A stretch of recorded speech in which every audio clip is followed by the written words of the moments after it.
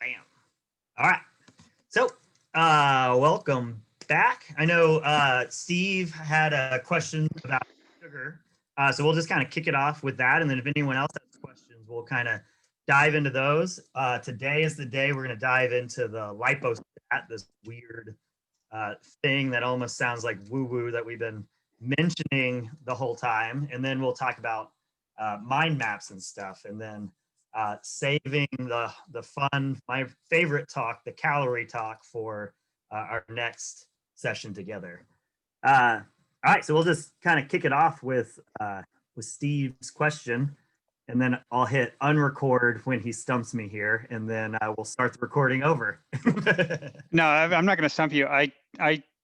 So I was reading that email, and you mentioned something about juicing and blending, which I think the juicing part makes sense to me, but the blending part didn't fully register. So because I often myself will make smoothies where, I might put beets and some kale and then some, but then like a part of an orange or a banana or something in there, right? Were you suggesting that that blending is not a good way to do this? Yeah, so few things that we have to balance here, and so we'll start with the juicing because it's way more obvious that. So when we eat fruits and vegetables, part of the reason why we're eating these foods is because they have a whole bunch of nutrients in it. Part of what makes them so good as just kind of whole foods is the fiber we also get. Fiber can go a long way into making us feel full and satiated. It's really good for our gut. Fiber does a lot of really good things for us. One of the things fiber does, it actually coats your intestinal lining, and it actually makes you not absorb all the food you eat. So think of your mouth to your butt, to say it in scientific terms, as a tunnel. And when you consume something, it's not inside you yet. It's in a tunnel. It's not in you yet. It's only in you if you absorb it. So this is why the whole counting calories and macros, again, we'll get into this in the next one, but this is where this starts to give us not the greatest, it's not very exact. And again, we'll get into that deep on the next one. But think of mouth to butt, in through your throat, into the stomach, into the intestine, small intestine, into your bowel. None of that is inside you. All of that is outside your body, and just think of it as a tunnel. So what the fiber does is it goes in and it'll coat a lot of your intestines. And what that coating is going to do is make your body not absorb. It's like 10 to 15%, if I'm getting that right, 10 to 15% of what you eat, which is very important because down in your large intestine, small intestine, large intestine, down in your large intestine live a whole bunch of vital bacteria. So we, and it's easy for us to think about ourselves as like us, but we have millions, we have a whole microbiome, we have billions of bacteria that live in this tunnel that play a huge role in our health, huge role in signaling our brain to do things. So we almost live with billions of these organisms that we live synergistically with, and they're everywhere. So to feed the good ones in the large intestine, we got to get the right type of food down there, and fiber is super important to do that. I actually, it was about 2 years ago at this point, saw a functional medicine doctor because I was having an issue called SIBO, small intestine bacterial overgrowth. What happens is my whole childhood through college was all fast food, all crap food, a whole bunch of cookies, brownies, ice cream, all of that. I ate terribly, terribly. So without much fiber, with a ton of sugar, your good bacteria don't get fed. And so then they migrate up to go look for food. And then they can actually make their way into the small intestine. And then when they're there, they're doing what they do, and their waste products there cause all sorts of issues and cause intestinal damage, a lot of issues. And so I had to go through a protocol to try and wipe them out, move them back down. And it wasn't something that was able to be resolved just by me being healthier. So what this fiber does is it feeds the good bacteria with the right types of food that the good bacteria want, so they can battle with the bad bacteria. They can be kind of the majority shareholders down there. So when we juice something, it's pretty easy to see that we remove the fiber. You put it through the juicer, juice comes out, still has a bunch of nutrients in it. So you're getting vitamins, minerals, you're getting a lot of positive things out of it, but you can see the like husk, you can see the dry stuff come out the end of the juicer. And that's going to be where most of the fiber is. So the harder thing to imagine is why blending matters, because if you blend stuff, everything's still there. But the problem is the blender will actually chop up the fiber connections. So you've got insoluble fiber and soluble fiber, and the blending chops up the fiber connections in a way that can't coat your intestinal lining. So it effectively acts like removing the fiber, even though the fiber is physically still there. So doesn't mean that juicing and blending are like the worst things in the world. It just means that when we're looking at fiber, which is a big part of this, and how stuff is absorbed, yada, yada, yada, juicing and blending both have that stuff removed. So there's some negatives to it. Now, if you're having a smoothie after a workout or first thing in the morning, and you're missing out on that fiber, but you're eating fruits and vegetables at other parts of the day, so you're getting fiber other parts of the day, probably not the worst thing in the world.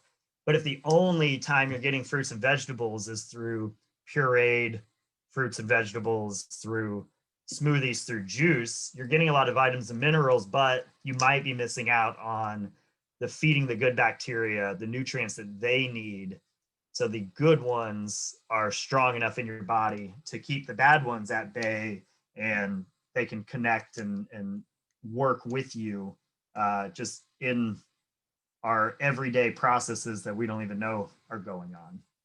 So the blender chops up the fiber connections to make fibers role in absorption and feeding the good bacteria kind of non-existent. So it's also why they have all these fiber pills, and you can add fiber to things, and it's why all of that also misses the mark, because once it's chopped up, yes, it's still fiber, but it's insoluble or soluble. It's not the right type anymore. Did that? So I think if I heard you right, if you're eating a lot of fiber in your other parts of your diet, then it's still okay to have a smoothie. It's not like it's you're causing some issue with your blood sugar or something by doing it this way. And so first thing in the morning, and then not right after, but first meal after workout, those are the 2 times in the day where you're most sensitive to insulin. So when we ditch the fiber, either through juicing or cut it up, then its propensity to raise our blood sugar is higher. So it's one of those where, again, not the worst thing in the world. Maybe it doesn't matter. Maybe it does. I like to recommend that if you're going to do smoothie or juice first meal after a workout or first thing in the morning, because you're more sensitive to insulin, your body doesn't have to release as much into your body to counteract the blood sugar. So what you said is correct, and I would just add a timing element to it. Is as long as you're eating fruits and vegetables at other parts of other meals, good, check. And as long as you're keeping it to either the first meal after a workout or first meal of the day, another check. And just like the everything we're talking about is like, we're talking about a super strict foundation. And this super strict foundation that is the momentum program, you can kind of bounce off and do kind of whatever fits your life. But we know if we're not getting the results we want and we're doing this, then maybe something we try is say, oh, that smoothie I'm eating, okay, let's move that smoothie to first thing in the morning or right after workout, and maybe has less of an impact. And maybe that gets you all the results you're looking for. Or you're like, man, maybe if I just move it completely, I get all the results I'm looking for. Or maybe you remove all of it and it doesn't change anything. And you're like, oh, well, that wasn't the thing causing it. Maybe it's this thing over here. So this momentum foundation is really just designed for 6 months from now, for us to learn how to do it right now. And for 6 months from now, from 3 years from now, 6 years from now, if you're struggling with something, if something starts to take you this way, you can look in and be like, okay, let's identify everything that is outside of the program. And let's see if we can move the needle. And we know what things to attack just by it's the things outside of the program. So what that would be, you know, the smoothie. And then if you're going to do the smoothie, move it to these, and those are the things. And then if it's still not working, you're doing everything else right, then it would be ditching it completely. Smoothie is also, it's just real easy to overeat. It just goes down so easily. So that's just another thing to consider with it. Again, doesn't mean it's bad, but I would be careful with the portions of it. Any questions on that, or any other questions in general?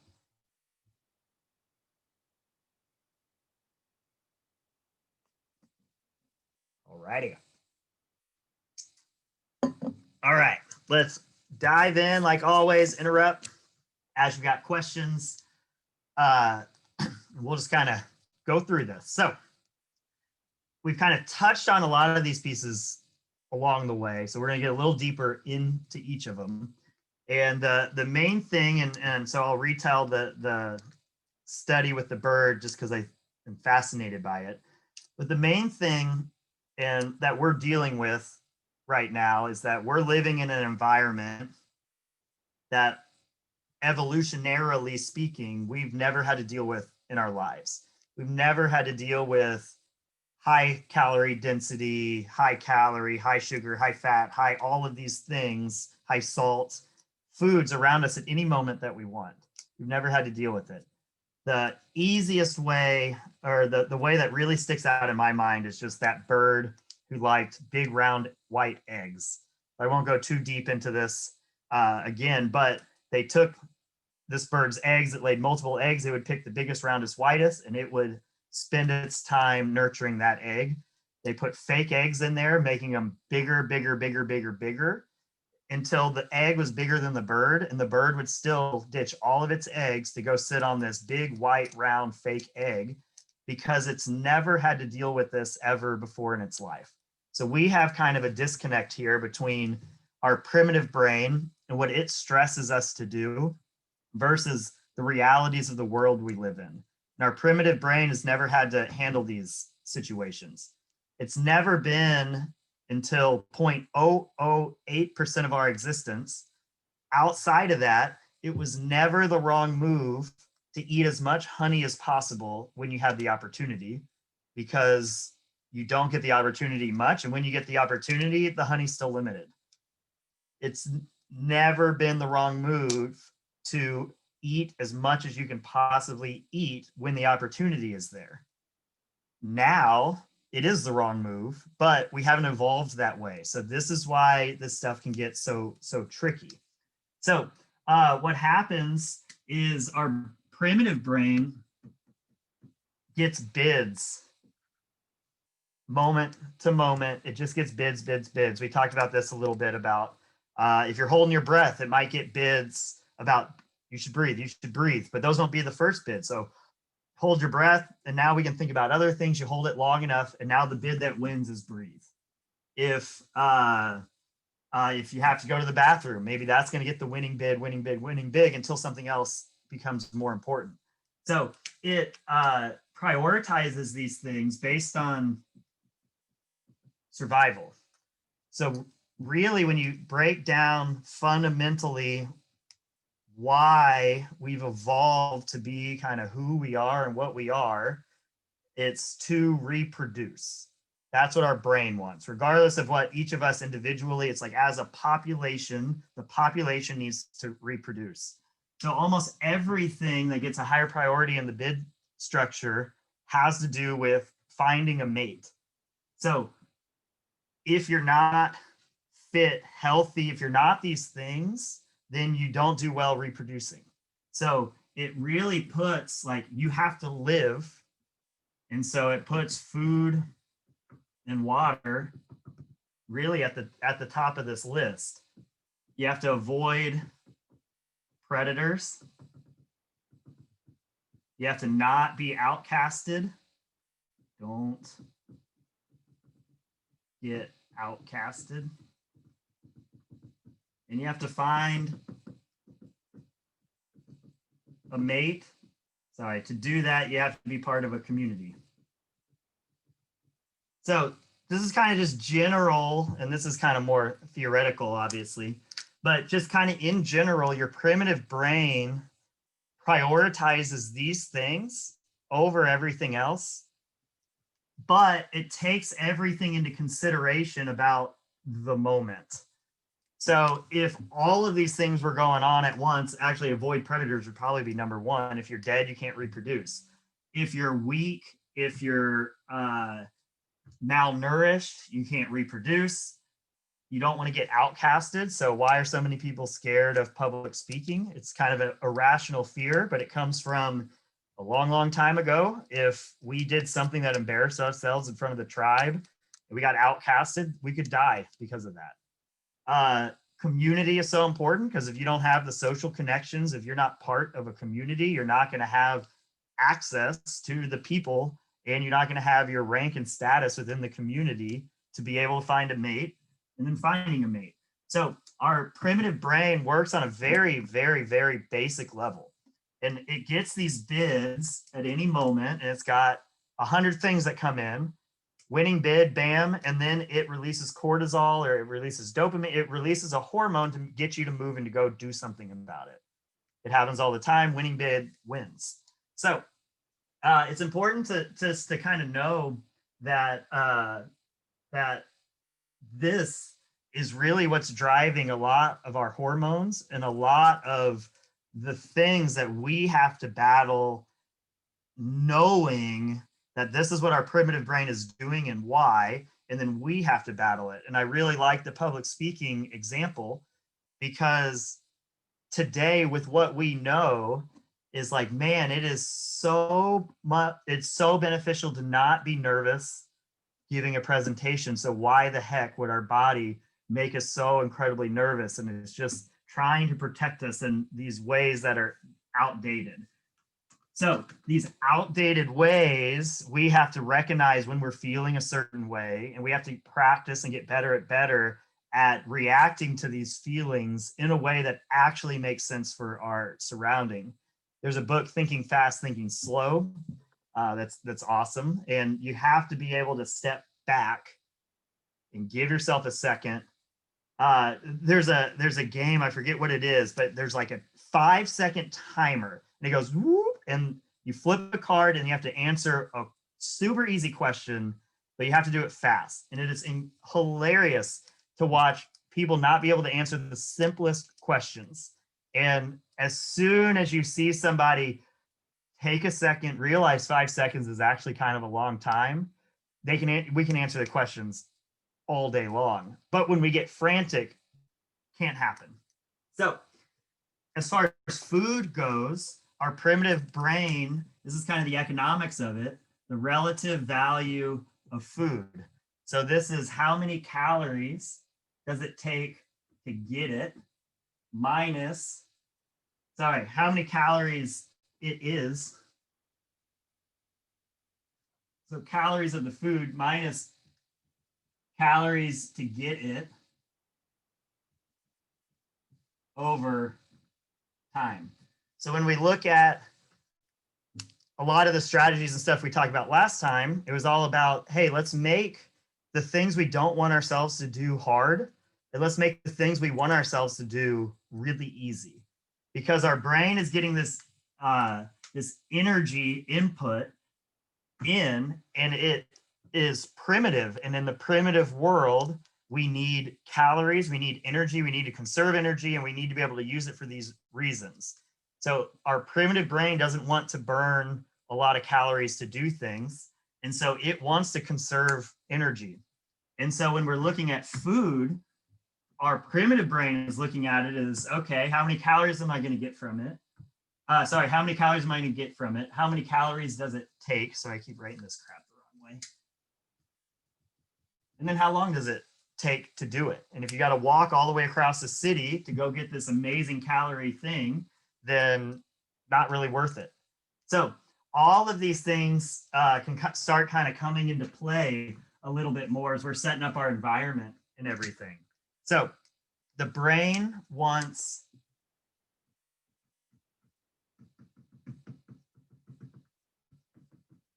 calorie density, and it wants palatability. It wants it to taste good. But what does the brain like? The brain loves salt. It loves fat. It loves meat. It loves sugar. Basically,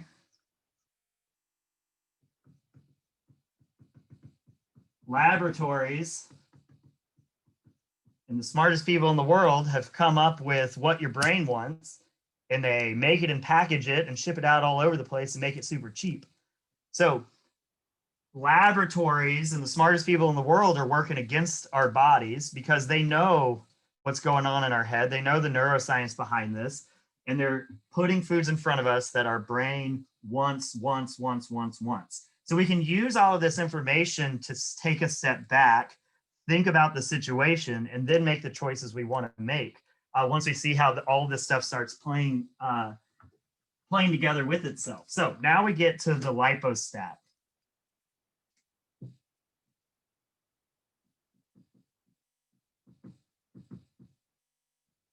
Okay, so the lipostat is your body's regulator of body fat, and it's your body's regulator on the hormones it's going to release to make you do things. So what is the lipostat really doing here? It's measuring body fat. Oops. Body fat versus calories you're eating. Okay, and then it's comparing that to the lipostat.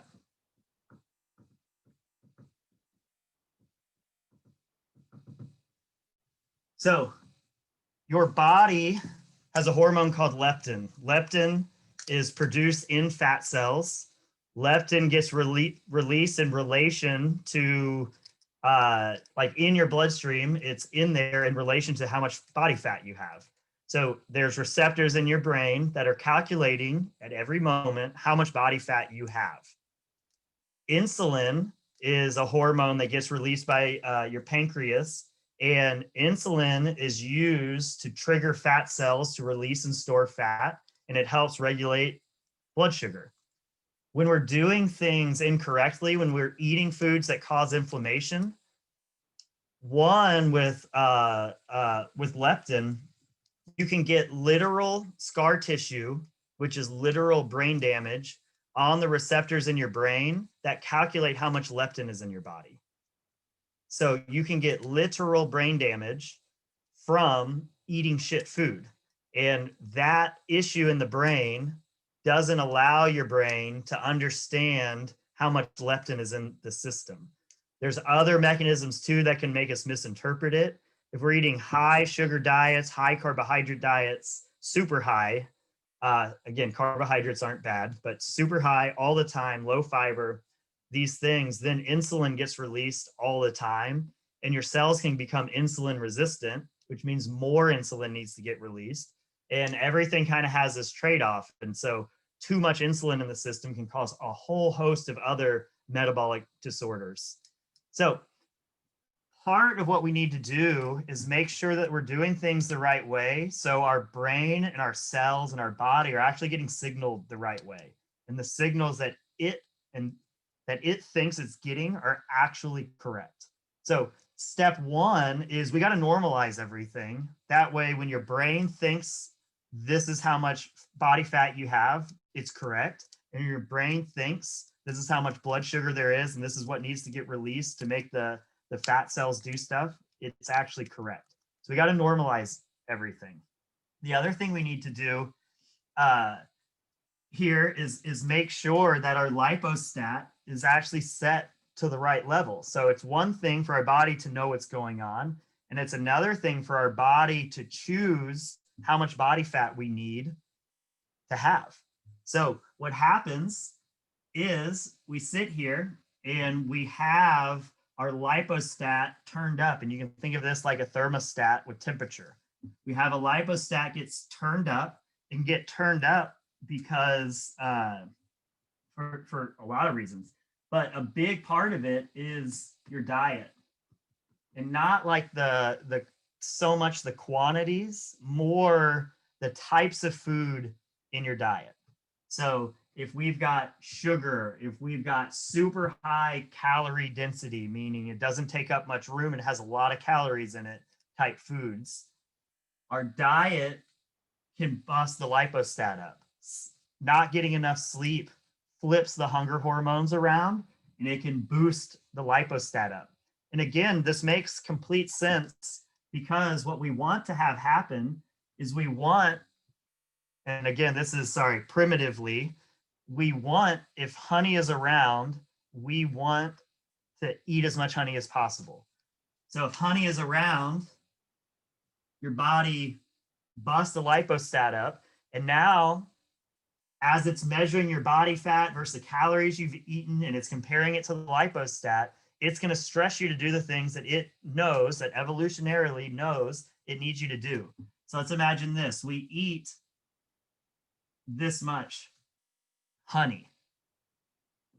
Okay, your body measures the body fat you have. It measures the amount of calories you've gotten. Okay, compares it to your lipostat, knowing honey's around, and it says, shit, you have not eaten enough. You feel hungry, and we are going to lower energy to conserve energy, because it's relative to your lipostat. Because there's honey around, you have to eat this, because in 2 months, maybe there's no food for a long time, and this could be the difference of living or dying. That's what our brain thinks. So if we control our lipostat by doing all the momentum stuff, eating with a list of foods that doesn't boost the lipostat up too high, sleeping, exercising, doing non-exercise activity, mitigating stress, doing all of these things, what we really do is we take that lipostat and we put it right here. So the difference here is, now let's say you ate here. Now, how much body fat do we have? Okay, we're looking at how much body fat we have. How many calories have we eaten? Compare it to the lipostat. Oh shit, now we're over the mark. So now our body responds completely differently. So what does it do this time around? Instead of making you feel hungry, it makes you feel full. So now you feel full. What else? Now, oh shit, now it's going to spend energy. What does that look like? That looks like fidgeting. Looks like just kind of moving your leg around at night.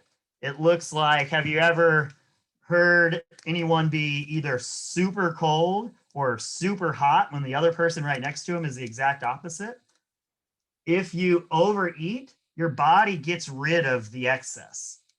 And it can get rid of a lot of excess by fidgeting and by thermal regulating and just burning it off as heat.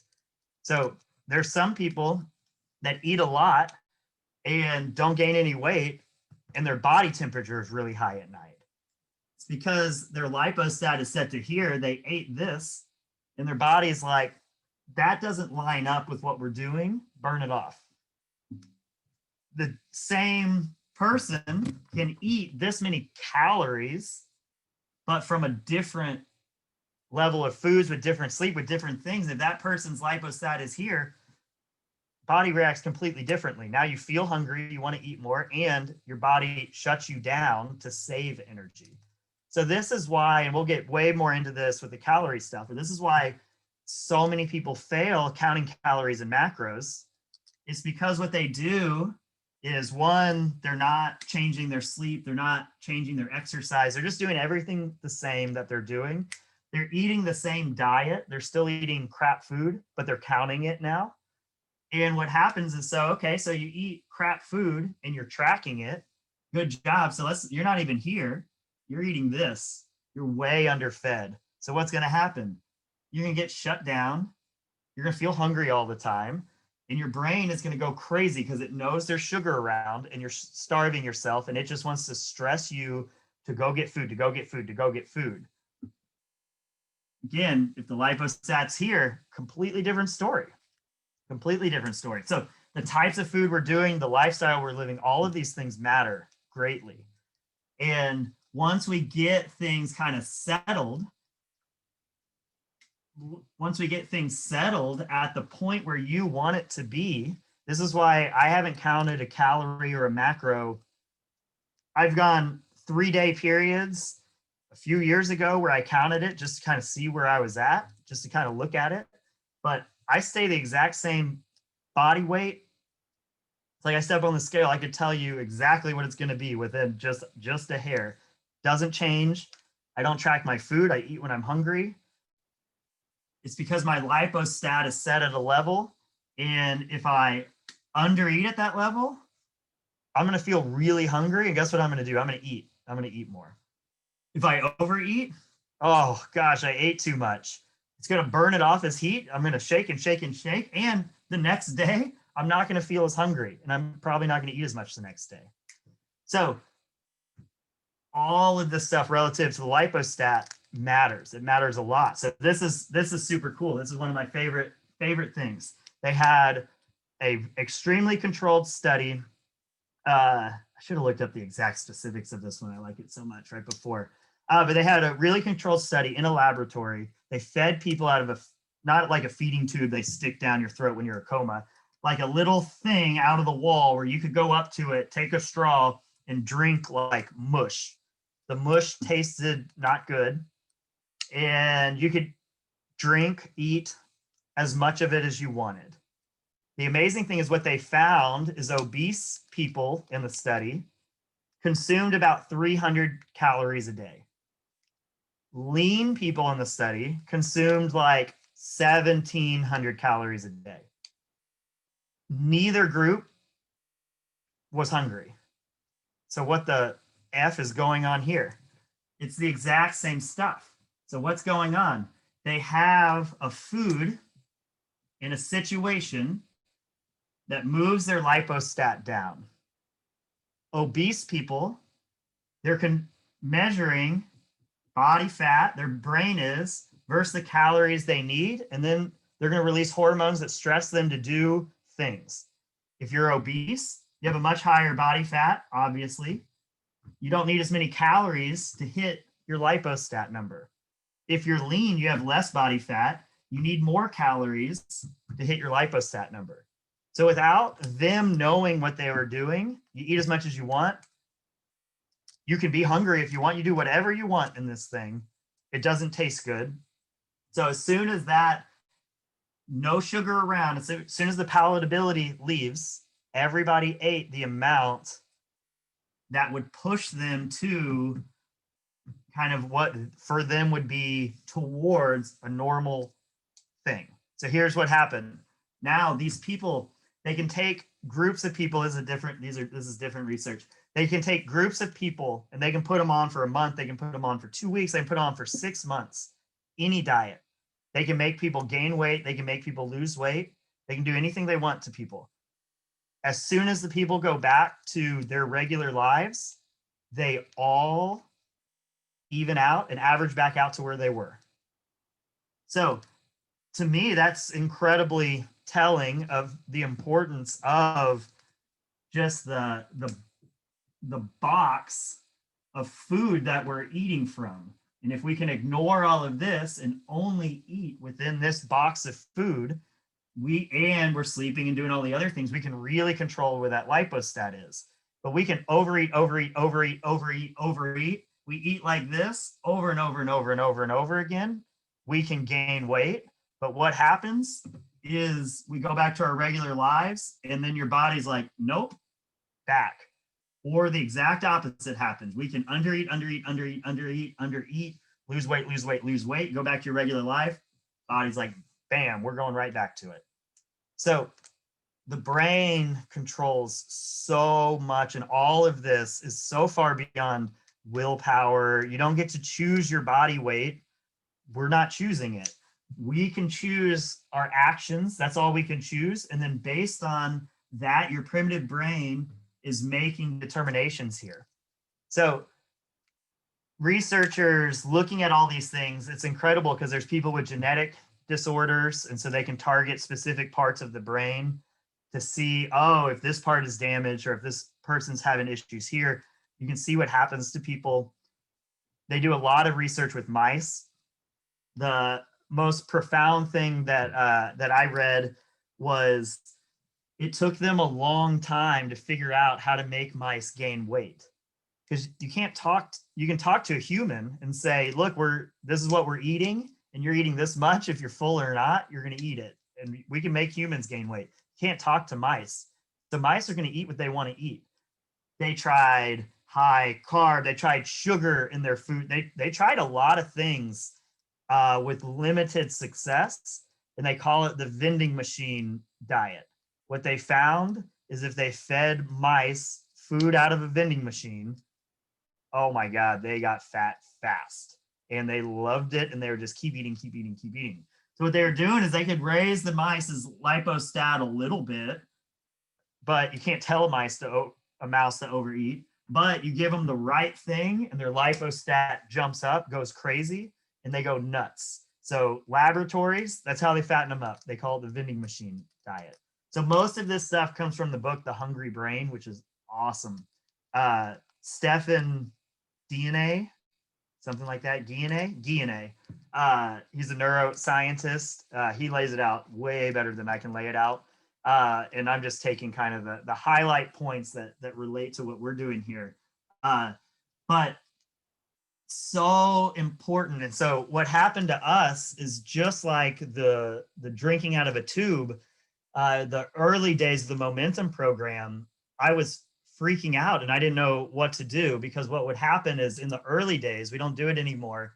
If you want to do it, I'll look at it. But in the early days, we would get going on everything. And about 3 weeks into the program, so about now, within the next week, we'd have y'all track your macros and calories just so I could see what y'all were doing. And what happened is so many people were eating 900 calories. And I was like, you have to eat more. Like, are you hungry? And they're like, no. Like, I thought we were killing people. I didn't understand the lipostat and how your body's just kind of regulating itself. So this is why we can go back. I think we mentioned it. We can go back to that guy who weighed 700 pounds, obviously a bunch of body fat. He had nothing but water for an entire year. I'm not saying to do this. I'm not saying this is the healthiest way to do it, but he had nothing but water for an entire year. That puts his lipostat way down. He has plenty of body fat, so his body is measuring body fat versus calories in. He's got plenty of it, compares it to his lipostat. They're like, you're set, dude. He wasn't hungry he wasn't hungry for a whole year once his lipostat got down. He actually lost, I forget what weight he got down. I think he was really lean, like it was between 155 and 185. Like, he was lean, and he lost all the extra skin with it, which was the other interesting thing about that, because most people that big have a lot of extra skin afterwards. Anyway, so this lipostat is really what I like to keep in my head of why, again, it's not just, am I going to have cake? And what are the downsides of this? Of, oh, sugar cravings, maybe I'm going to be moody, maybe this, maybe this, maybe this. But it's going to plow that lipostat up, and now you're thrown off your game. You're going to be stressed and your body's going to try and get you to do things that could be completely different if sugar is in the mix or not. So these super high calorie, high palatability things like sugar and fake sugar, your brain doesn't know the difference. So this is why, even though health wise, fake sugar probably, it doesn't seem to be that bad for you. This is why I highly recommend don't mess around with fake sugar either, because fake sugar, your brain doesn't know, it's just sugar. So now your brain thinks sugar's around, and now it doesn't respond to things the right way. So again, the things we got to do is we got to get into, we have to make sure that the signals our brain and our cells are receiving are correct. And then we have to make sure that our brain is responding to the correct signals the correct way, in a way that pushes our life in the direction that we want our life to go.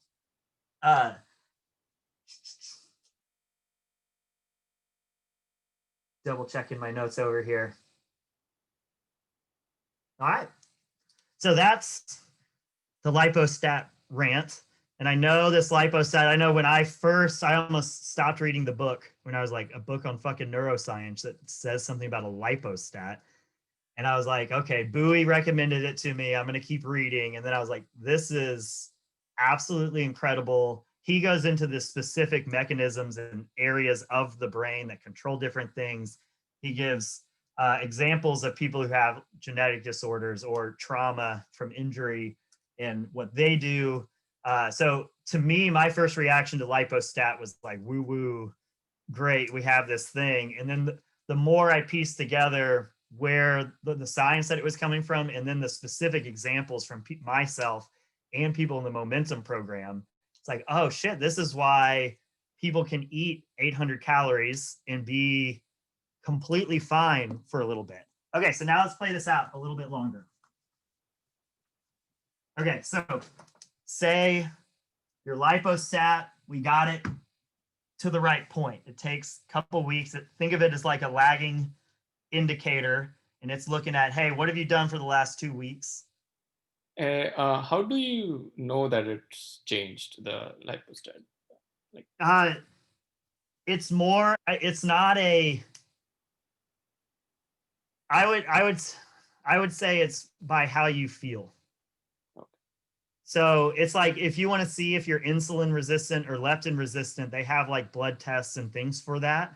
If you go to like a doctor, I've never heard of, I haven't looked into it, but I've never heard of a way to like measure the 100 different things that would make up this like imaginary thing that this neuroscientist refers to as the Lipostat. Because it's kind of like a culmination of different parts of your brain trying to do different things and how they kind of work together. So it's going to be off of feel, and that's why kind of what we talked about before of what we know is that the foundation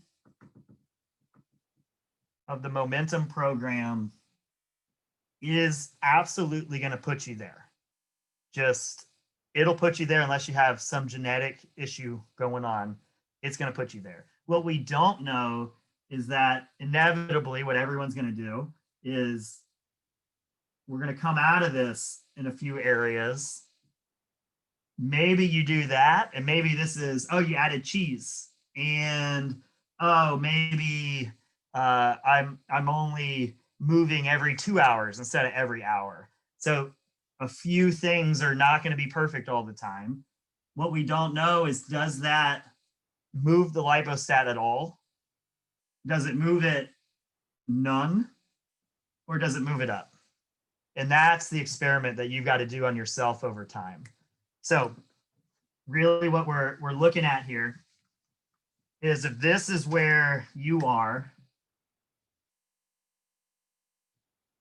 as far as your progress goes, and this can be generic, this can be gained muscle, this can be losing body fat, it can be doing all these things. But if this is where you are, and then your goal is to get to right here, what we know is if you do the Momentum program exactly perfectly every single day of your life, you're going to get there. like for sure you're going to get there. That's not realistic. We're going to go to a restaurant and eat things. We're going to go to parties. We're going to do these things. We're going to live. So the question is, again, what, I hate saying it, like, what can we get away with? But like, what works well with our body and our lifestyle? So what's going to happen is we're going to start. Usually when we start, sometimes we don't feel great because, again, if this is like a timeline, the lipostat is a trailing indicator. So it takes a while for this sucker to shift down. So when we start, I drew that in the worst possible spot. Give me a sec. So when we start, the reason we can feel low energy and we can not feel great for the first week and a half is because we started here, okay? And then maybe 1 day in, 2 days in, 3 days in, 4 days in, 5 days in, and we're doing all of this. And what does that do? Low energy makes you feel hungry. But then it's lagging. So your lipostat's going bling, bling, bling, bling, bling, and then it finishes right there. So when you do that, now you feel great because now it's in line with what your primitive brain thinks we should be doing. So that's why it's kind of a stall at the beginning for most people. Some people just shoot right down, but for most people, it's kind of a stall. And then it starts moving like this. So that's the goal. But it's all getting triggered. This is why we can't count calories, because if we count calories and say, okay, it's body fat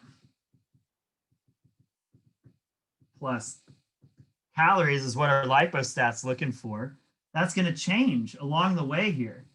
And if you are right here and you're eating the same that you are right here, you're in a lot of trouble. Because right here, you're eating a certain number of calories and you had more body fat to use as the supplemental energy. You don't have that anymore. So right here, you have to eat more calories.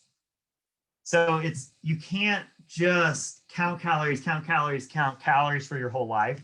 And that's why if you're super obese, the right number might be 300, you know? If you're lean, the right number might be 2,000.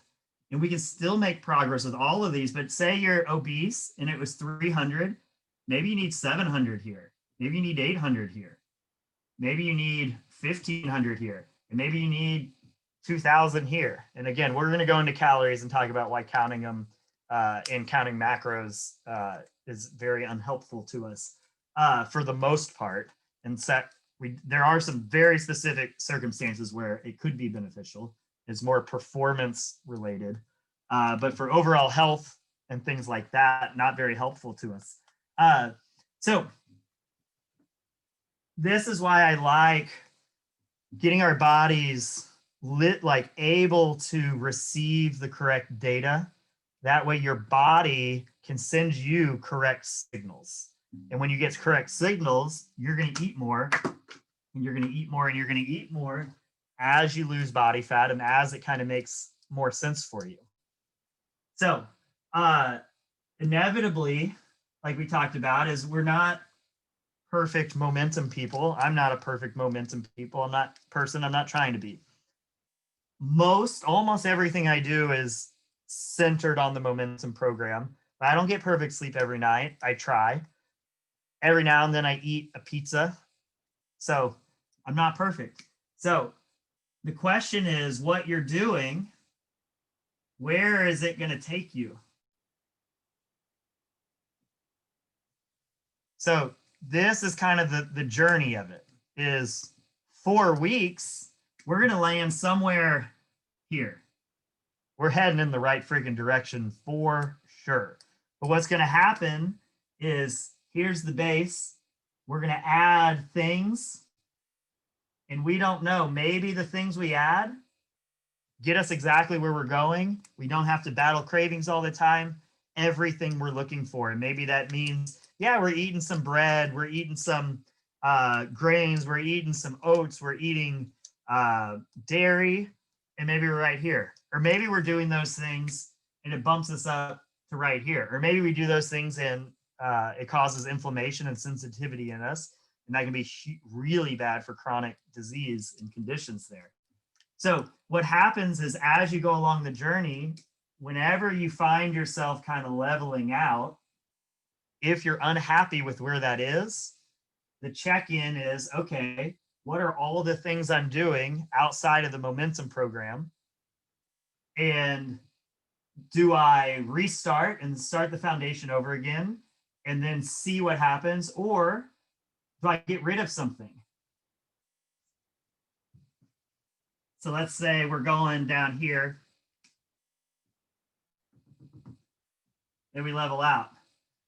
Okay, so now we get rid of something. It's like, oh, okay, cool. So now maybe we drop back down and we level out. It's like, oh, we still didn't get there. Okay, so we get rid of something again. Now we got there. So it's all an experiment. Where the lipostat is for you, don't know. You won't be able to know. So you're going to have to just kind of pay attention.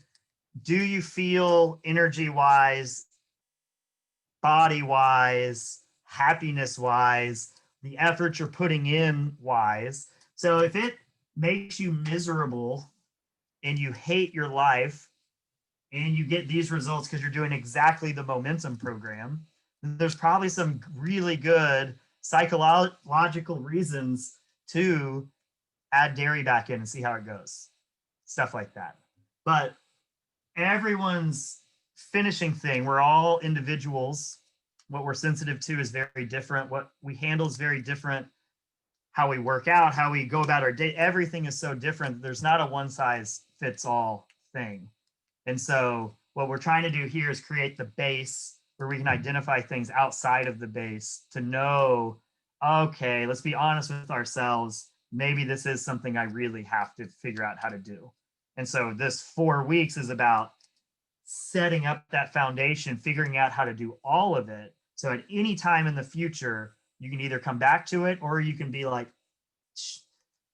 yeah, my ankles hurt every day when I get up and my feet when I get up out of bed. I do need to do that 10 minutes of mobility every morning, stuff like that. Okay, so lipostat questions.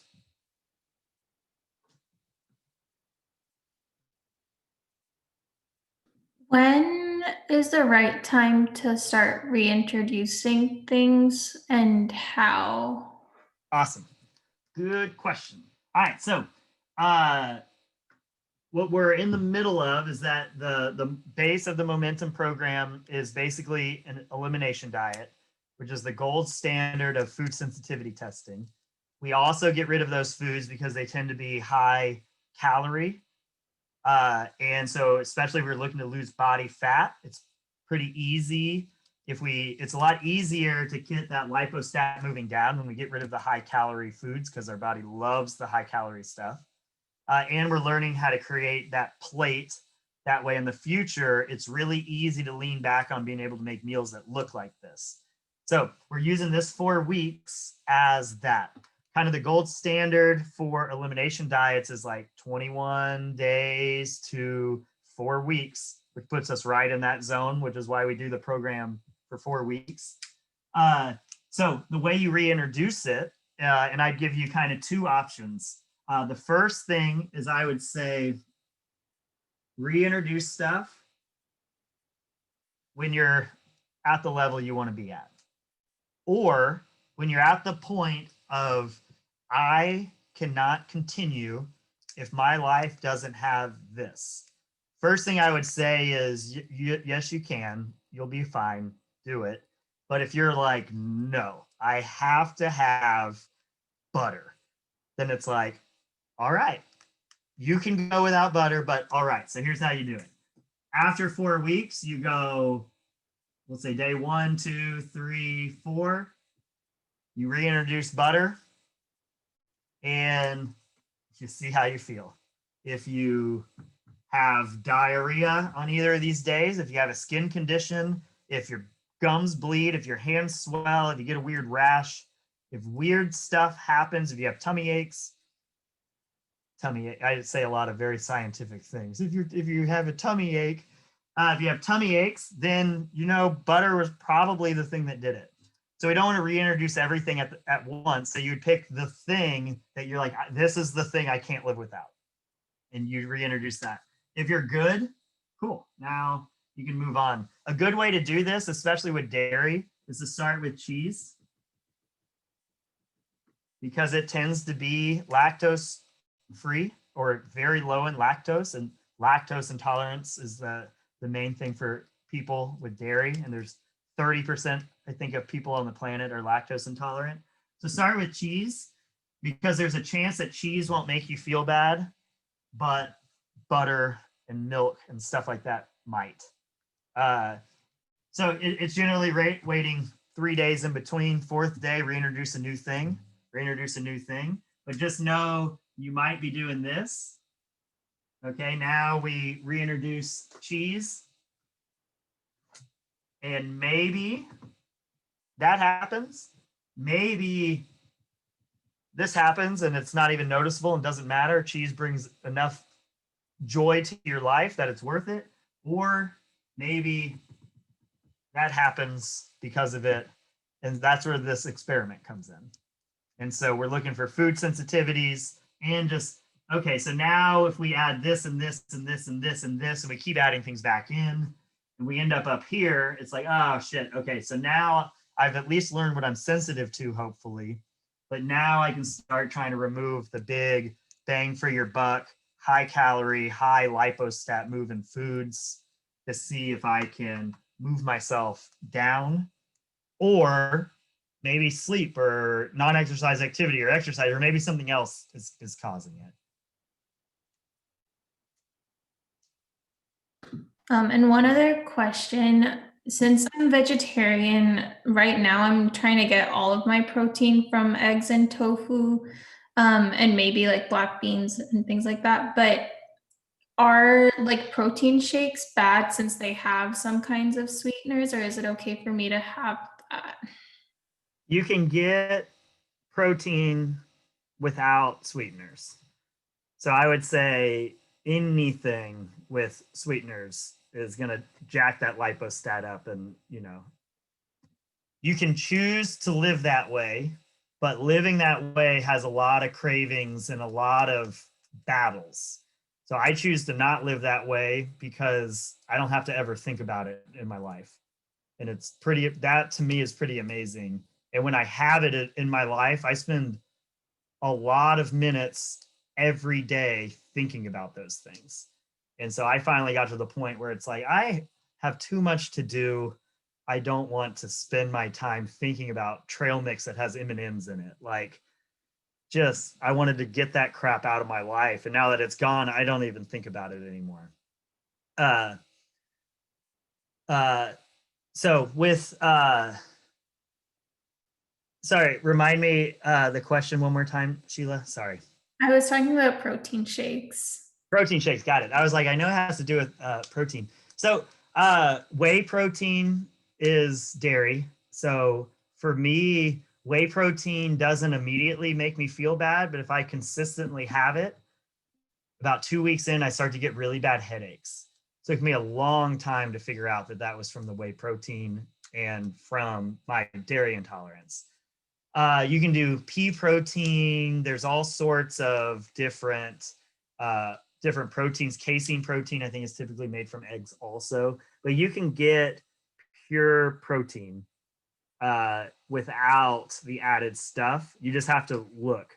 Because if you just go to the store and grab whatever has the coolest label, the ingredient lists on those things are hilarious. I've literally seen chocolate chip cookie crumbles on the ingredient list of protein powder. And it's like, they must be, instead of putting chocolate in like the ingredients for that, it's like they must be taking leftovers from them making chocolate chip cookies and using leftovers. It's why vegetable oil is so disgusting, because it's just a runoff of other things that they produce. It's so gross.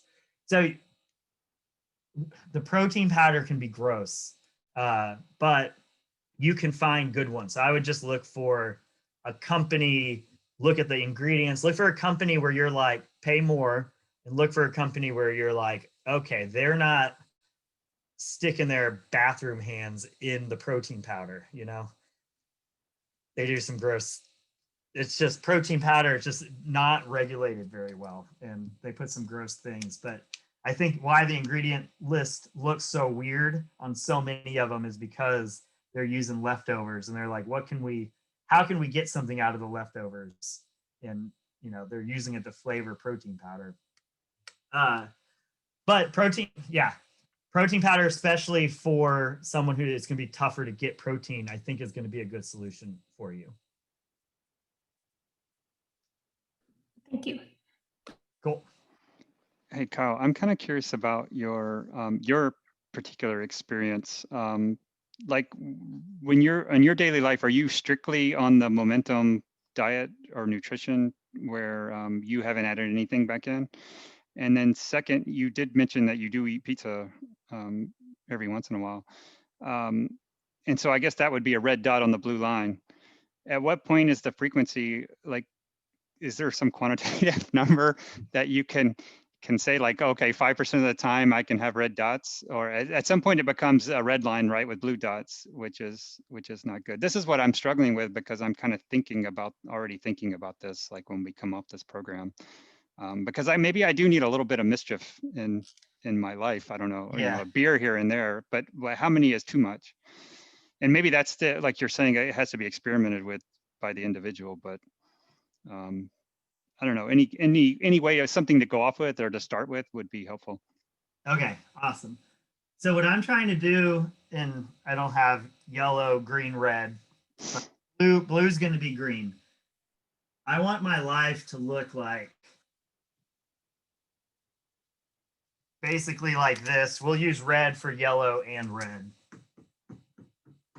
Like most of what I'm doing, good. So after our meeting last week, I went to the store. I got 3 pounds of steak. I got 3 pounds of pork. I got 3 pounds of 2 different vegetables. I came home. I cooked real simple olive oil, salt, pepper. Alex cooks like really good tasting things. I cook simple things. I made 16 meals, put them in. I have got Pyrex glass containers. So I had 16 meals, and that's what I've been eating all week. So I go to the gym, I take them with me. I'm at home, put them in the microwave. They're right there. My backup plan is Snap Kitchen for a green. My yellow backup plan is Kava or Chipotle, where I can get salads and they're yellows because they cook them in crap oil is my assumption, and that's probably correct. So I do have gluten-free pizza. I will have like a gluten-free, and I do gluten-free because if I don't, I get nasty face rashes from wheat, which makes the motivation to avoid it really easy because it's gross, and my gums bleed, which is disgusting.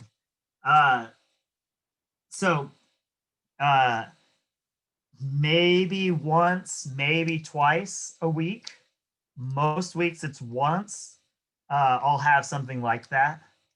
And I make sure that it's I try and make it outside of my food sensitivities that cause my worst symptoms.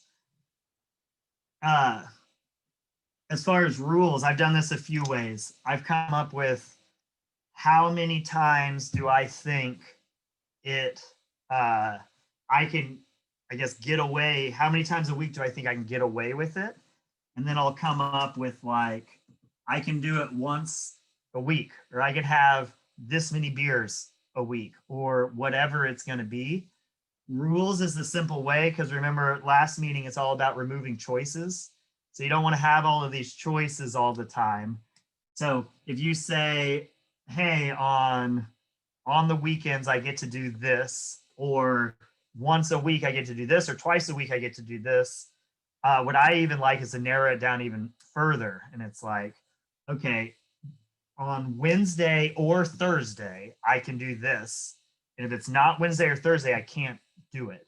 And I only get to do it once on one of those days. So those types of things, that really helps, because on Monday when I'm having a craving or whatever, and it's like, oh, this is happening, the answer is no. I've already decided It doesn't fit the rules. So I don't do any of that anymore. I eat it whenever I want.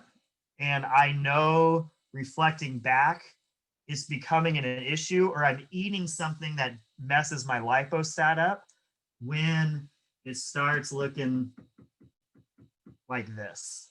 And it just, I've done it for so long at this point that I know a burger, a gluten-free burger, and I know a gluten-free pizza to me doesn't mess my lipostat up. It doesn't ruin my next day. It doesn't give me these crazy cravings. But if I have sugar at all, the next months, it's like the story Emily told last time. The next months start looking like this. And it's like, holy crap. So I've learned I can't be trusted with sugar. I can't do it because I battle all the time. And then what happens is, okay, I start going like that maybe for a week, and then it turns into very planned rules with it, but I'm battling constantly. And so I was just fed up with it. And I was like, not only is it making me feel like crap, it's just taking up my brain. So for me, what works is I just don't eat that stuff very much. And so it's so infrequent that I don't anymore have to put rules around it. And infrequent to me is once or twice a week. And if I notice myself craving it or doing it more often, then, so I guess I do in the back of my mind have a rule. I don't want myself doing it 2 times every week. If it's twice a week, sometimes I'm fine with that. I don't do it every single week. Once a week, I'm also fine with. So I guess I do have this kind of rules in the back of my head, but I'm not implementing them. I'm just kind of paying attention as like a reflection thing. And if it ever got out of control, then I'd come back and I'd implement the rules, and I'd probably be like, okay, this has gotten out of control. How do I get it back? I'd probably be like, Monday through Thursday, it's momentum stuff. And I can have 1 or 2 Friday, Saturday, Sunday. And if I use them up, then I use them up and I got to deal with it. So that would be kind of my thought process. And that's kind of, how I would go about it. And then it's the same thing. It's, for me, at this point, it's more what things do to me, like mentally. And I just don't want to spend my life dealing with that stuff anymore. But the other thing I'm paying attention to also is, where am I? And if I get up out of that, so the newest thing that I've added in probably in the last 6 months is a lot of peanut butter and frozen blueberries or bananas, that is absolutely something that has the potential to do that. And peanut butter has the potential for me to be sensitive to it. So I've added that back in just because for me, where I'm at, I have a hard time eating enough food without it costing me $4,000 a month just to eat food. So I'm looking for simple things. I used to fill in with cheese, and cheese was a really easy way for me to get more calories cheaply. But I'm sensitive to dairy. So once I figured that out, I cut it. And then what I realized is like, I'm eating way too much food and I can't afford it. So I've added in peanut butter and fruit. And I've been really paying attention to be like, okay, I'm really watching. And I know if I start moving that direction, it's like, I know exactly what it is because I've got it identified. I'm paying attention to it. And what I identified is I can do that with 2 of my meals and not the 3rd. And my body handles it for some reason. I don't know why, for some reason differently at night than earlier in the day. So now I've got a rule of I don't do it at night, but I've been paying attention and it didn't do that. It kind of kept me there. It's not giving me cravings, not making me kind of deal with anything. So I've added that back in. So it's all just experimenting, I guess, Steve, is the long way. Elizabeth? I have a question. Yeah. What are your feelings about peanut butter versus other nut butters since peanuts are a legume? Yeah. So for me, I went from peanut butter to almond butter, and took a while to figure out that my panic attacks that I thought were panic attacks weren't panic attacks. They were a food sensitivity to almonds. Mhm. And once I put that together and stopped eating almond butter, they went away immediately. And so for me, it was okay, almonds don't work for me. So let's try peanut butter. And again, the reason me personally added peanut butter back in is because I have a hard time eating enough calories at the part of my journey where I'm at. I've been at the have to lose 20 pounds part, and now I'm at the need to be able to eat enough food without it costing an arm and a leg part. Okay. So what I would say is the same type of thing. If you think you might be sensitive to it, hold off, get to the point where you can reintroduce it and see how you feel on it. But peanuts are something that people can be sensitive to, and legumes in general. It's not something we remove in the momentum diet, mainly just because I with beans, especially for vegetarians, it's like I feel like there's a lot of good. I don't know. From my experience, we haven't seen enough people sensitive to beans or peanuts to ditch, but we could just be wrong on that. Okay. So All right. with nut butters in general, you just have to be careful because they're really easy to overeat. So just pay attention to how much you're eating. And if you end up wanting to be here and nut butter are a big part of what you're doing, then that would be an easy place to target to try and move the needle down. Yeah, I don't eat a lot of them, but everyone clearly knows peanut butter is the most delicious one. So that's what I was asking. So the thing too is look at the ingredients. There's a ton of peanut butter that's yeah, no sugar, blah, blah, blah. Yeah. And then peanut butter spread is disgusting. Yeah. Yeah.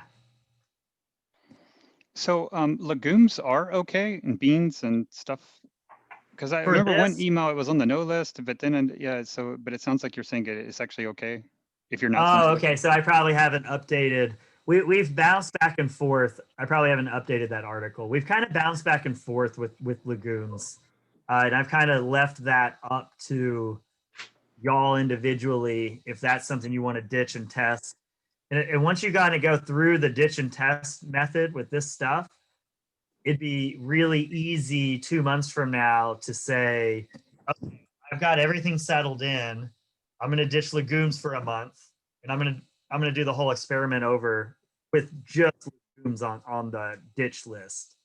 Like you're going to take your diet, whatever you're choosing to do, and then ditch legumes within that, and then you can test it out there. But yeah, that's not something we necessarily. That's not like the grains, not like the dairy. We're not making people do that. Yeah, so that was a miss edit in the article.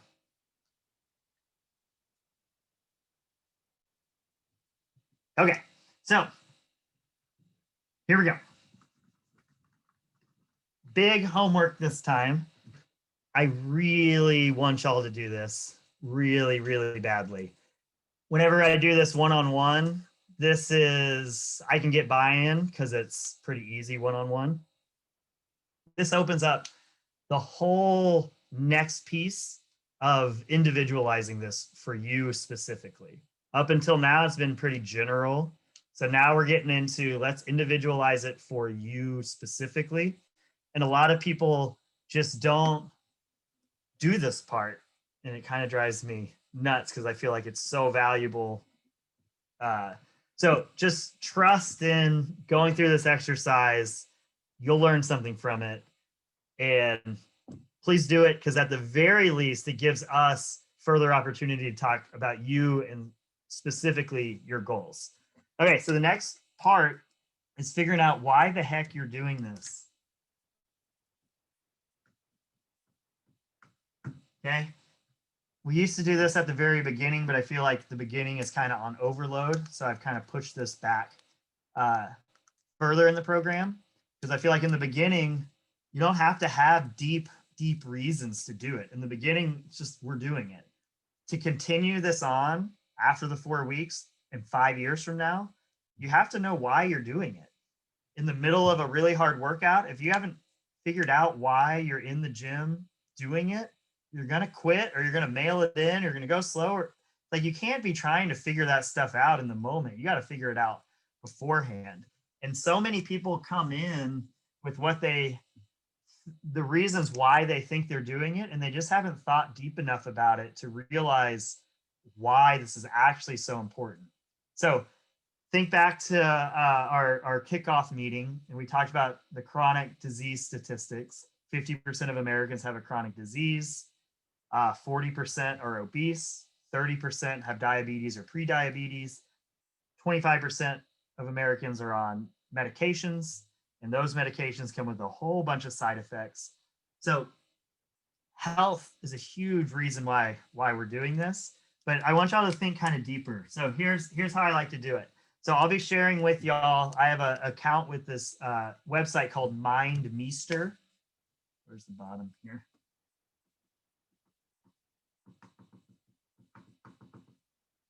I'll be sharing a link individually. This is going to be shared just between me and you, so that nobody else is going to see it. And it's basically software that is just through your computer that allows you to create a mind map. And basically, really easy way to be able to put thoughts together in like a tree of thoughts. Okay, so that's basically what we're going to put together, is a tree of thoughts to help you really figure out why the heck you're doing this. So there's a few ways I like to think about it, and you can either think about like, what are you trying to get out of this? But the biggest thing I like is, what are the challenges in your life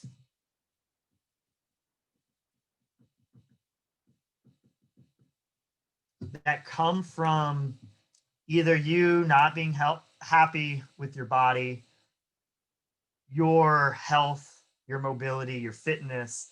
What are the challenges in your life caused by things that are actually in your control? And when we start putting this list together, and it could be like lack of confidence, it could be some days I don't like how I act in front of my family or loved ones because of my mood. It could be, oh, I'm not as confident in a swimsuit. I'm not as confident in front of people at work. There could be so many things that can get boiled down to hormones and feelings from lifestyle factors, body image stuff, all sorts of things. So identify as many challenges in your life as possible. From each of those, we're going to dig deeper and look at the implications. So just sticking with a generic example, if a challenge you feel in your life is, we'll just stick with like the most obvious of like, oh, I don't like how I look in a swimsuit. Okay, that's a challenge. So what are the implications of that? Oh, when I'm invited to go somewhere where I have to use a swimsuit, I don't really want to go. I stress out about it. When I get there, I don't feel comfortable and I don't act like myself. I'm standoffish. I don't participate. A list of implications that not being comfortable can have. Then what we're going to do is, for each of those implications,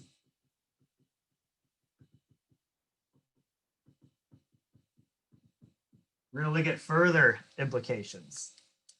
Okay, so we're not confident in a swimsuit. That means I stress out over going places where I might have to wear a swimsuit. Further implications, maybe I don't go. I've got more stress in my life. Maybe that makes me perform worse at work. Or, okay, challenge implication is, oh, I don't act like myself when I'm at the party. Further implications, it hurts my relationships. I go home and I feel bad about it. And don't like that I didn't just get to be myself.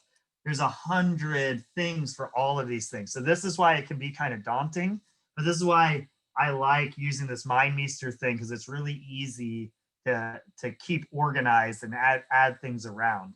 So we're looking for all the challenges in your life that you think might be caused or related in any way to any lifestyle choices, the implications of each of those, the further implications of each of the implications, and then ultimately what we're looking for is the payoff. How will your life be better because of it?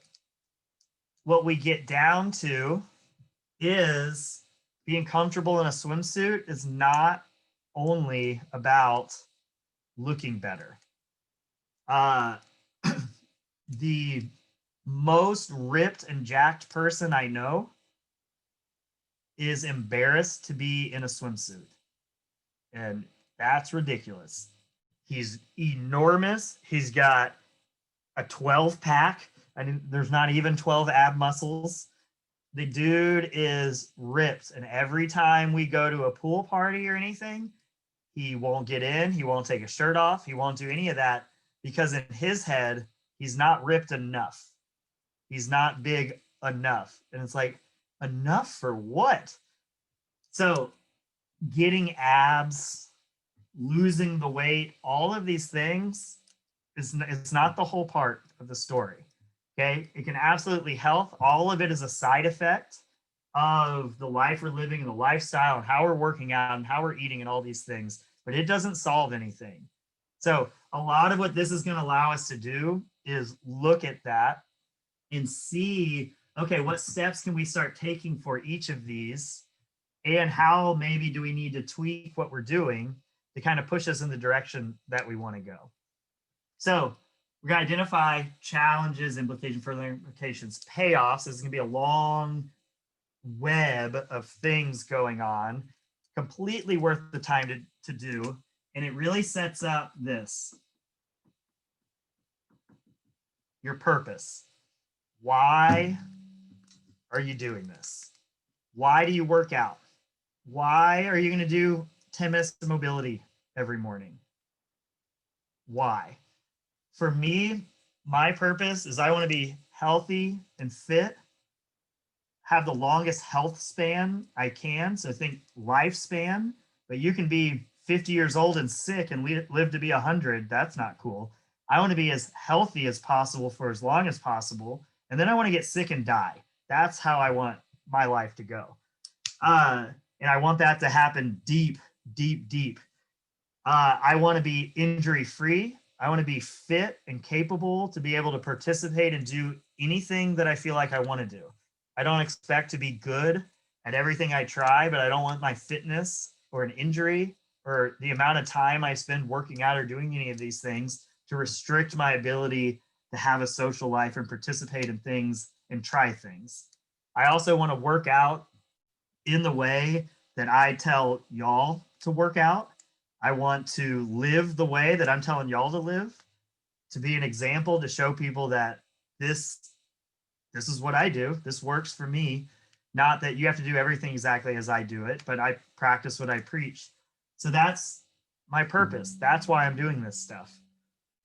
For me, I can lean on that over and over and over again in different moments to say, why am I doing this? Got it.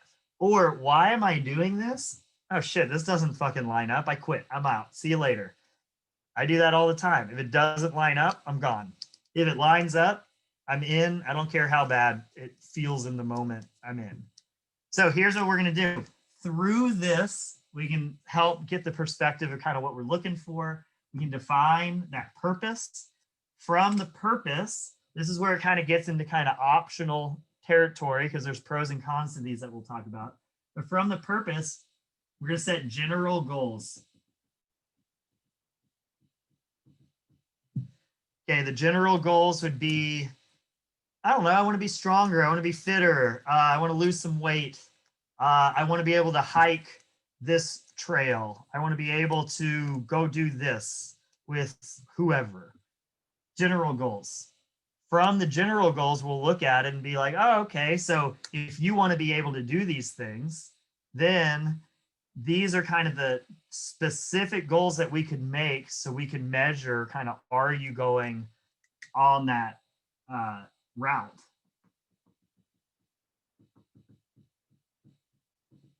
So for example, general goal, I want to be stronger.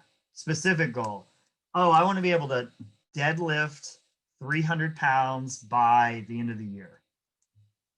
Then what we do, we define the efforts it's going to take to get you there. Okay, cool. So you deadlift 100 pounds right now, and you're saying you want to deadlift 300 pounds by the end of the year. Okay, so here's what we're going to need to do. We're going to need to overeat on purpose, okay, which is going to probably take away from aesthetics, joint and tissue health, and overall health and wellness. We're also going to have to change how we train because we're going to need to do more of a bodybuilding powerlifting program because the sole focus is on that. Cool, those are the efforts. Let's run it back through your purpose. Does this make sense? No? Oh, okay. Yeah, I didn't think so either. General goal, get stronger. Specific goals. Okay, so maybe now it's not deadlift 300 pounds by the end of the year. Maybe we can be happy with this. Or maybe a specific goal is I want to run in a Spartan race, or I want to do this hike. And we can say, oh, these are like the gym requirements that would be kind of the minimum set that would match it. So basically all we're going to do is run these suckers through each other over and over and over again until we get something that makes sense for us. What's happened to me a lot, especially with CrossFit in the early days that I was in, is I got so caught up. CrossFit can be so narrowly focused on what games athletes are doing. And we can get caught up in, I'm doing CrossFit to get better at CrossFit, so my CrossFit scores are better. Okay, so this is the route I went. General goal, I want to be healthy, fit. I want to do all these awesome things. Specific goals, I want to get better at CrossFit. Efforts it's going to take to get better at CrossFit. It's like, oh, fuck, I'm tiny. I got to get a lot stronger. I got to do this. I got to do this. I got to do this. And I never ran it back through my purpose. So I just stopped and hammered it. I was overworked. I wasn't having fun anymore. I was training like a professional athlete, and I'm not a professional athlete, and I don't want to be a professional athlete. And it wasn't until I took a step back and was like, why the heck what am I even doing here? That I actually defined my purpose, looked at what I was doing, and then I was like, oh, I actually can use CrossFit if I tweak it and I do it this way with this mindset and this intent on each of my workouts.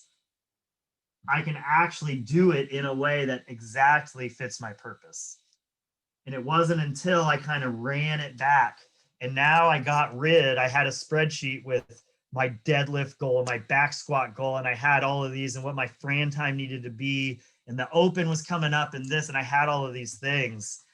What I never did is take the extra step to be like, is maximally trying to improve these things actually in line with my life?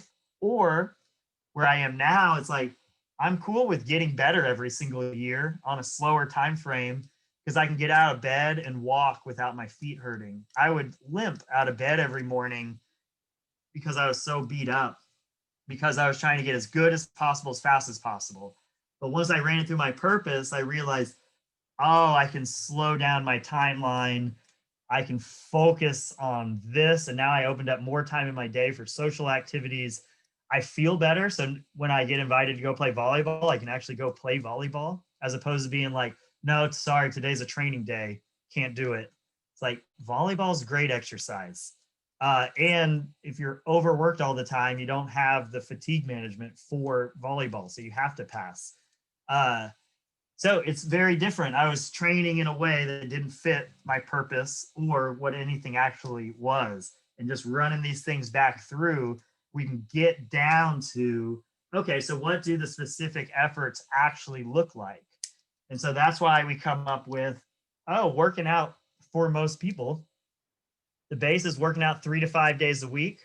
awesome. Non-exercise activity, awesome. Eating a certain way, awesome. Sleeping, that gets us most of the way there. And then we can specialize and we can tweak things. So if a competitor comes, we still say all the same stuff, but now I really test and test and test their competitor resolve to make sure that they actually want to dedicate their life to this thing. Or I try and get what level they're trying to get at.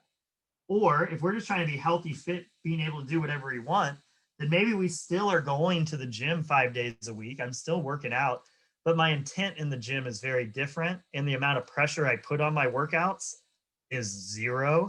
Every now and then I'm in the mood for kind of testing it out, but I'm not stressed out because I'm worried about what my time is. It's like, I'm just here working out because I know the way I'm doing it is leading me to the life I want to have. But this could be the food you're eating. It could be kind of anything here. So that's the, this is the exercise that we'll do. I'll share a MindMeister link. Y'all will, y'all can use that to create a mind map. And it's laid out in sections with examples in there. It'll be your challenges in your life, and you can add anything on here, even if you don't think it's related to lifestyle. I promise you I can link it to lifestyle. So list the challenges for each one, list all the implications for each one of those, list all the further implications. And then for that challenge, list the payoff to your life. Maybe it's a promotion, maybe it's more friends, maybe it's a significant other, maybe it's a whatever, it doesn't matter. The payoffs are huge. So what we're doing is now when we're looking at, do I eat this cake or not? We're trying to do things that are getting rid of challenges in our life so we can improve our life. And then when you look at your life and just being like, holy shit, what would my life be like if I didn't have to deal with these 10 things? Oh my God, that would be incredible. And then go live that life. So ultimately, that's why I don't eat sugar, because I saw, holy shit, look at all of these challenges in my life that come from eating sugar. And if I can remove all of that, now my brain gets to be used for the gym and my relationships and all these other things. And to me, it was a no-brainer once I saw that. I was like, oh, this is such an easy choice. I can get rid of all of these issues in my life just by not doing this thing. Done. It's over. So that's going to be kind of the follow-up to this meeting, and that'll be what'll really help us start our one-on-one conversations moving forward here through it. So any questions you have, I'm not going to share what you write or ask with anybody, so don't worry about that. I've gotten some very interesting challenges, but those are always more fun for me. So anyway, so any questions on that part, or just in general with anything we talked about today or in the program or anything like that?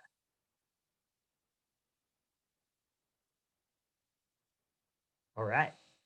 So anybody have any like challenges that they've had over the last few weeks? Anything where you're like, yeah, I get it, I'll do it for 4 weeks, but I just don't see myself continuing this? Any things like that?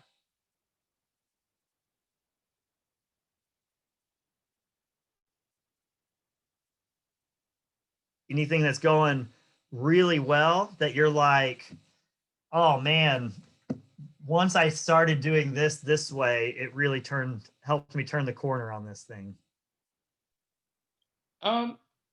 The not related to the question, but like once we start following the momentum program, like when can we like expect like, okay, I'm seeing results now? Is it like immediate or a month later or something like that?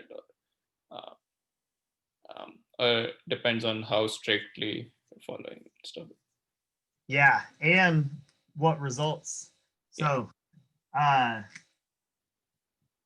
erasing things, I'll just write in between here. Performance, aesthetics, tissue and joint health, and overall health and wellness. So what results are we looking at? Hopefully some sort of balance between these. We'll get down into the specific goals that you have. And then this will help us measure things. So like up until this point, maybe you've lost some body fat, maybe you've gone through the low energy and now we're gaining energy back as our body kind of shifts from what it's running on. So maybe there's some, I feel better in these moments, I'm not having to do this, or maybe it's kind of just like, yeah, I'm kind of just doing everything, but not really. So we'll identify the specific things that you want to look for. And some people go find someone to go do a bunch of blood work for them, and they're looking at blood work. Some people are looking at mobility, movement and mobility tests. Some people are looking at, let's take before and after photos. Let's weigh ourselves. Let's go get a DEXA scan of body fat. Some people are looking at, oh, am I getting stronger? Am I able to do that? So through this, we'll get a little more specific on exactly what you're looking for. That way we can see, are you making progress? Are you not making progress? That way we can make tweaks and move stuff around. I know for you, Abhishek, specifically, you wanted to gain more muscle. And so what we'll talk about in that portion in there is what tweaks to your training in the gym, just one little thing you can do each week that will turn the corner for you.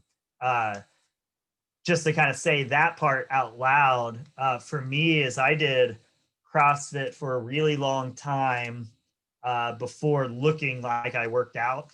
And the big changes for me was sleep, doing all these things. And then the other big change was adding in 1 day of accessory work, targeting the muscles that I feel like we're not quite getting hit exactly the way. And so that's where on 1 day, I did 3 sets of 10-ish reps of a pressing exercise to target my chest and ab exercise. That's it. Doesn't seem like very much because we do so much in the gym already, but that 3 sets of 10, couple exercises, I'd use the same exercise for about 3 to 4 weeks, switch up the exercise, do the same thing. That little thing turned the corner a lot. Great. So, yeah. One more thing. Yeah. This why question mark, I think, is going to be a big question mark for me, and I'll have to think a bit more because when you say like 10, 15 years from now, you want to be fit and don't want your non-fitness to avoid from participating in stuff. Why? How can you care about 10, 15 years from now? Because from today's part, because you can say okay, maybe 5 years before that I can start working out and it'll be fine. not if you're dead. So, I guess it's more, that's a good question, Abhishek. But think of your body as the culmination of what you've done across your life. And something, forget if it's biological age or cell age, forget what the actual chronological age versus, but they can actually do calculations to tell you, okay, we know you were born on this date, whatever, but they've looked at twins. They looked at, okay, a twin who's done this in their life and a twin who's done this in their life, compare them to each other, and their actual cell ages can be very, very different. So somebody who does crap and then tries to make up for it is going to have a very different health span age than the person who's just trying to be healthy the whole way through. There's too much at stake with chronic disease.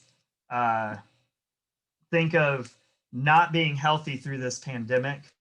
It's like this actually comes from CrossFit, but I really like the visual of it. Is it's sickness, wellness, and super wellness. you can't be invincible. You know, anybody can get COVID, anybody can get anything. Genetics play a role. They play a smaller role than most people think, but they absolutely play a role. We can't be invincible. But what we can do is when the car wreck happens, when you get COVID, when you get whatever, inevitably something's going to happen to you, you want as big of a buffer zone as possible. And so if we're living here because our plan is 15 years from now to jump up, then we've got 10 years of no buffer zone. So for me, I want to get maximal buffer zone for as long as possible. That way, if I get hit by a bus, there's so many stories of people falling off of things, getting hit by things in car wrecks, and their muscle mass is the reason that they didn't die, or at least that's what the doctors think. So many. So you just want to have as much of that buffer zone in there as possible. And along the way is we see so many people. I run into it in my outside the gym life of, oh, we're doing this thing, and then you see somebody not be able to participate or not keep up or not try the thing because they're out of breath or they're scared of getting hurt or something. So if you're living down here to get fitter later, you're going to miss out on a ton of opportunities that life has. And so for me, it's get up to a workable range so I can take advantage of every opportunity that life throws at me.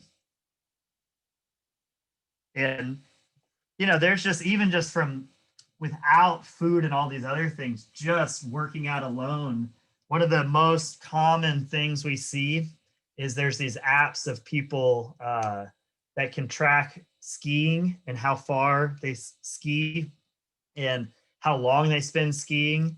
And this is kind of the most common thing we get from our members is they're like, oh, last year, here's how far I skied, here's how long I was on the slopes.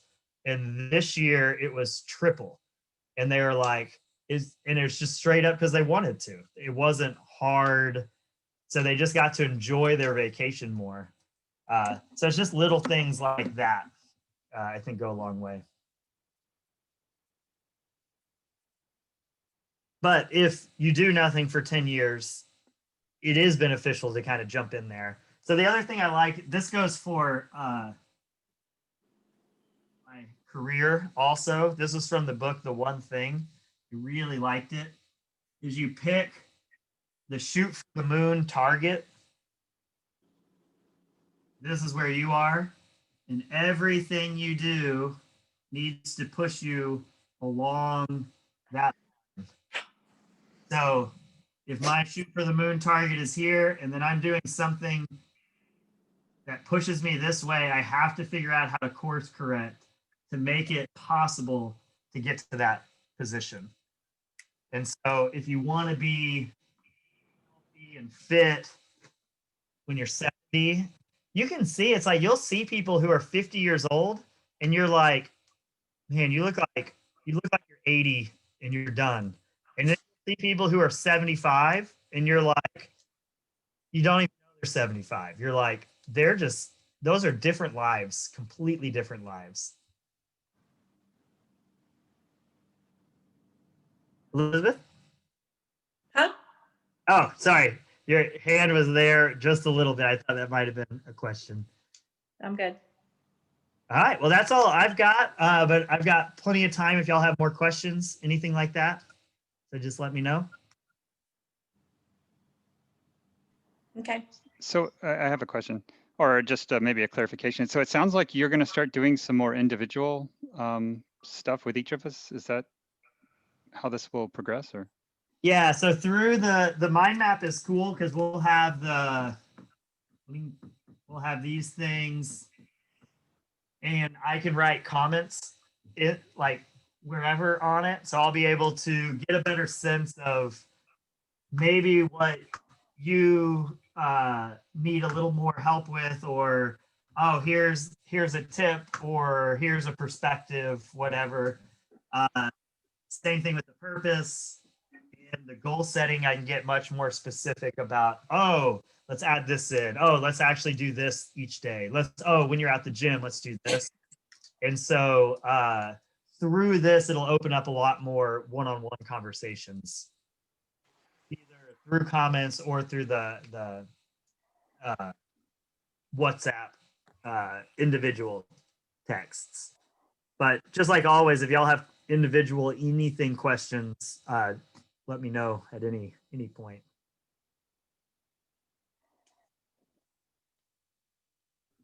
Can I stay back for a couple minutes after? Yeah. All right. Looks like it's it. So Thank you. To wrap it up, we got I'll send out the links to the mind map stuff. I'll send the link to this if y'all want to review it. Then next week is going to be the calorie talk, and then we have one more, and that's just going to be a Q&A to kind of close the program out 2 Saturdays from now. So that's kind of what the end of this sucker looks like. If y'all need anything along the way, just let me know. Awesome. Okay. Thanks. Thank you, Kyle. See y'all later. Bye.